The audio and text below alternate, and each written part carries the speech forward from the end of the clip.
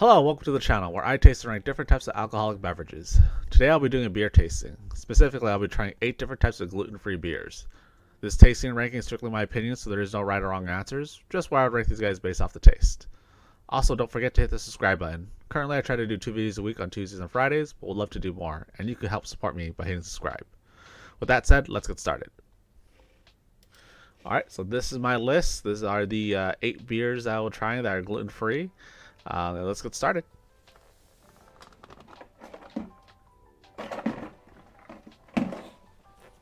Alright, so the first one I'm going to be trying is going to be the Divine Science Brewing. These guys are out of California, Riverside, California specifically, if you guys are familiar with the area. But yeah, so the first one is going to be the Divine Millsner. Divine Millsner? Interested? And again, these guys, they mainly use mullet, and I believe, yeah, just mullet is what they usually use to make this gluten-free, so they're not using any wheat. So the first one I'll be trying is 5.8% alcohol. Again, it's called Divine Millsner, which again is probably a Pilsner.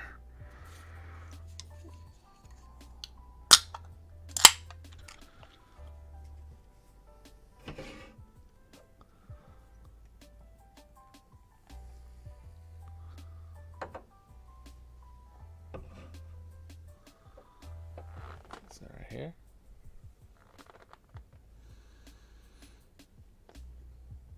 Nose on it's very nice and clean to be expected of a Pilsner.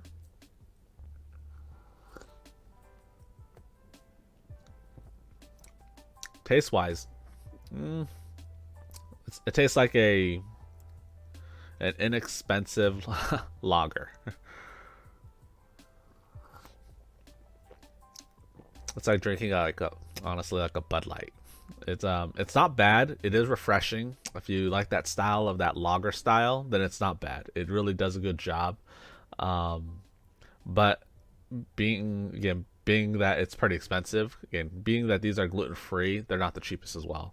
And being that this is a craft beer, it's also not cheap as well. This guy generally is anywhere between $15 to $20 for a 4-pack.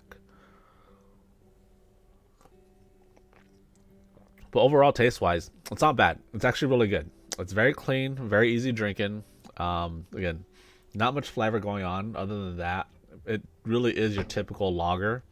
For people who are gluten intolerant and can't have gluten, this actually would be a really good substitution for looking for those lager types. I've had other gluten-free beers that I didn't get today, some cheaper ones, and they're not great, honestly. I feel bad for people who can't drink certain beers like this. But this one, honestly, I wouldn't be able to tell the difference between a craft beer, craft Pilsner versus this. So it actually does a good job. Again, it's just crisp, easy drinking. It's not bad at all. I wish there was more flavor to it, but then for being what it is, it does the job. It is better than your most average gluten-free. So for this one, I'm going to give it a B. All right. Moving on. So again, the second Divine Science I have is called the Third Contact. Right there. So this guy is 6.8% alcohol.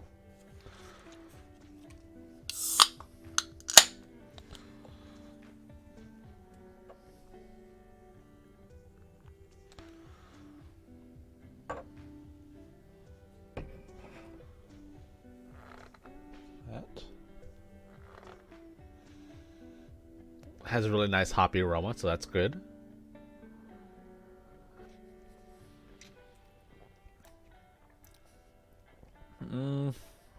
Taste wise, it's not bad.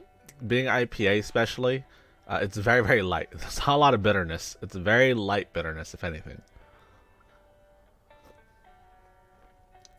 It is drinkable, but then if you're an IPA fan and you need a gluten-free beer, this might not be the one for you.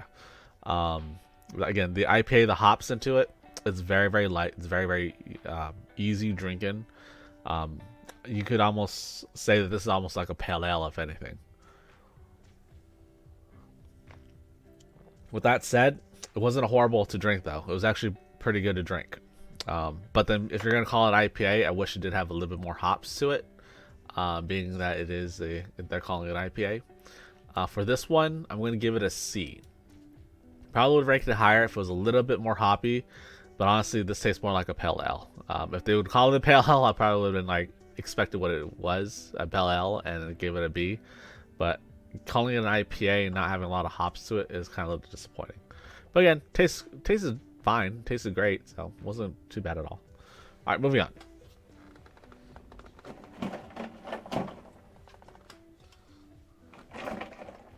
Next I have is Glutenburg.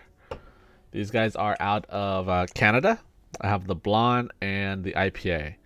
So these guys are made with mullet and corn and buckwheat, depending on what that is. So the blonde is made of mullet and buckwheat corn. Sorry, there's a blonde.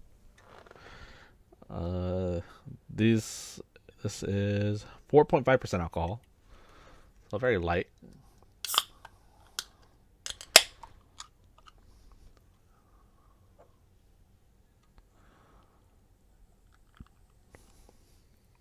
These guys are in the more affordable price range. They usually go for about $12 a 4-pack. Is that very clear color? No real aroma to it.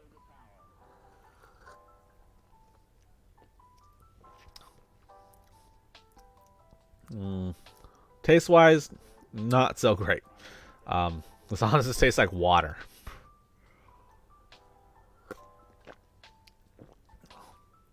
I'm not getting a lot of flavor at all.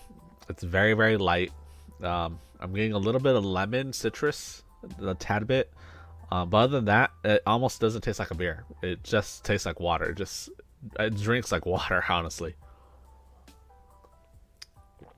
A little disappointed. I thought it'd be slightly a little bit better for being a blonde.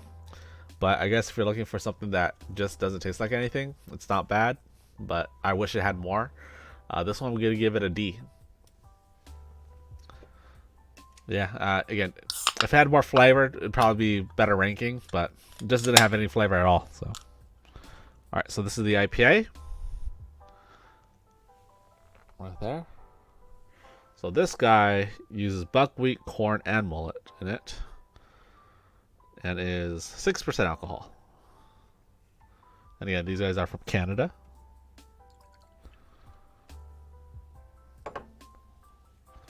Not a lot of carbonation either when I poured this one. The blonde had more carbonation. This one was very light. Also a little bit hazy as well.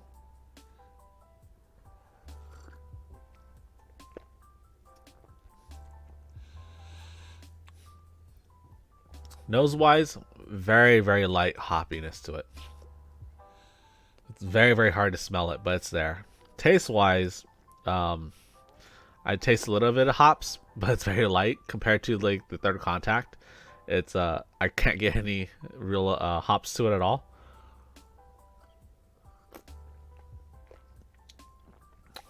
Similar to the Third Contact, it almost tastes like a pale ale. But similar to what the blonde was, where the blonde almost tastes like water. This tastes like a watered down IPA or watered down pale ale actually, because I can't even taste any hops.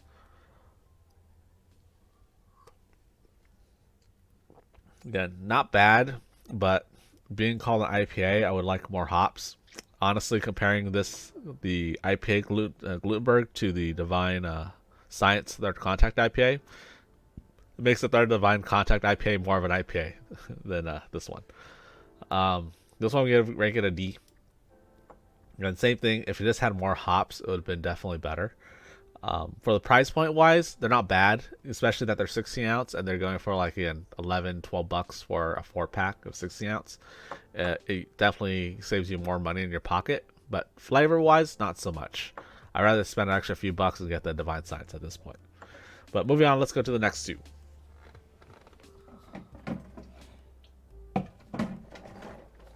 So the next two are Holidaily, and these guys are out of Colorado.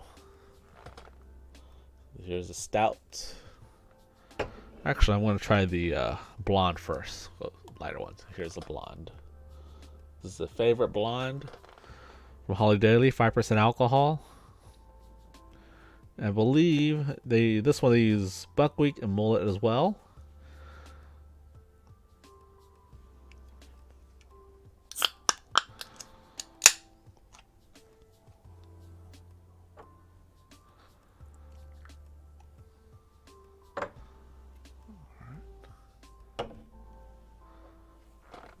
What's that? Very clean color.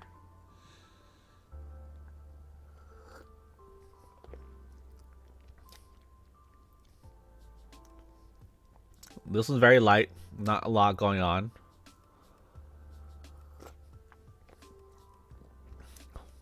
Has more flavor than the Glutenburg blonde. It has a little bit of sweetness going on, a little bit of hoppiness. It definitely has more going on to it on the taste wise. These guys are, again, a little bit more expensive. These are 12-ounce cans, and I believe they go for about $12 to $15 a 4-pack. But overall, taste-wise, the flavor blonde is not bad. It actually tastes very nice, very clean, very crisp. Has a little bit of sweetness, a little bit of hoppiness. Not overpowering on the hoppiness though, but it tasted really good. This guy, I'm going to give it a B. I could actually taste the flavors, taste the beer. You know, it was delicious. All right, moving on. This is going to be the Stout. This guy is 6.5% alcohol. And this uses buckwheat and roasted millet to create that dark color and flavor.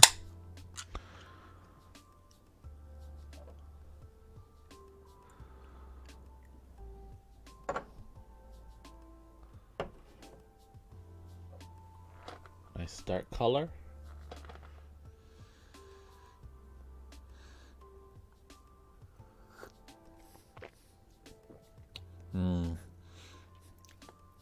Nose wise, not getting a lot of nose. It's very bland on the nose. Taste wise, it tastes exactly like a stout.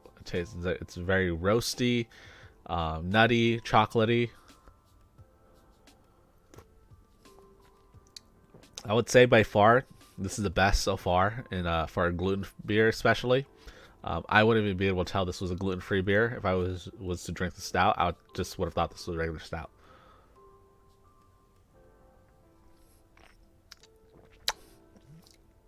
Tons of flavor. Again, you get that roasted malts, that little nutty, chocolatey taste to it.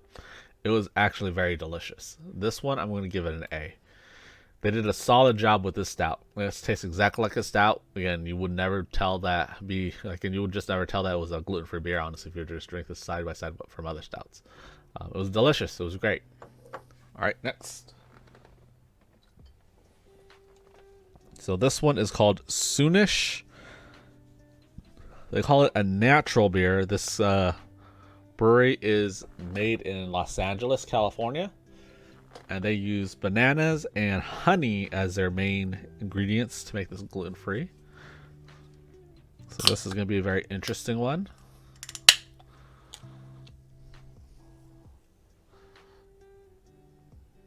So this is 4.2% alcohol.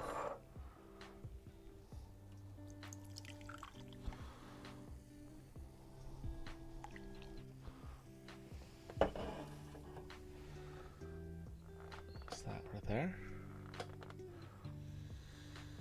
There's a nice color to it. Nose wise, not picking up a lot of flavor at all. Whoa. I don't know if it's supposed to taste like this or not, but this almost gives me like a sour beer type. Very interesting. It's not bad, but it definitely does taste more of a sour beer than a actual anything at all. Again, it doesn't really say what style it is because it just says it's a natural beer. But yeah, it tastes sour though, so I don't know if it's a good thing or bad thing, or if a beer went bad. But it doesn't taste bad. It does taste a little funky, like it was almost like that Belgian style.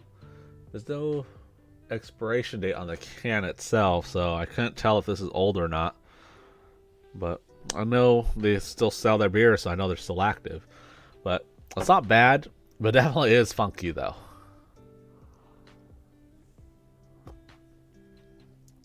Again, tastes funky as well. very interesting. This one, give it a C, because I don't know if it was supposed to taste like that. At the same time, I don't think it would appeal for a lot of people looking for this style, especially if it's a gluten-free beer. Yeah, it was sour. It was a little funky in taste as well. It was almost like hay or a barnyard type of taste. So it wasn't the best taste for most people, especially if they don't like that style. But it was sour. So, all right, moving on to the last one. Our last one is Stone Delicious IPA. Right there. So they don't advertise it a lot, but the Stone Delicious IPA is gluten reduced. So it's not 100% gluten free, but it's gluten reduced. Usually it's on their package, they'll say gluten reduced, but again, they don't really talk about it. But it's a very interesting one, because if you're looking for something very, very hoppy, typically this is the way to go if you want something very hoppy that's gluten reduced. Color's a little bit dark, but immediately on the nose, extremely hoppy. Like, I smell so much hops.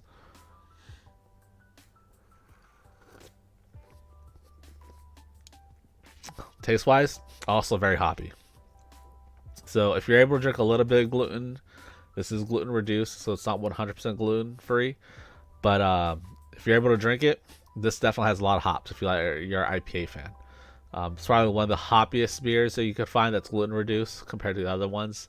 And I've had other IPAs that are gluten free as well. Nothing will compare to being as hoppy as this. So again, if you're able to drink a little bit of gluten, this gluten reduced Stone Delicious IPA is the way to go. Ooh, burped a little.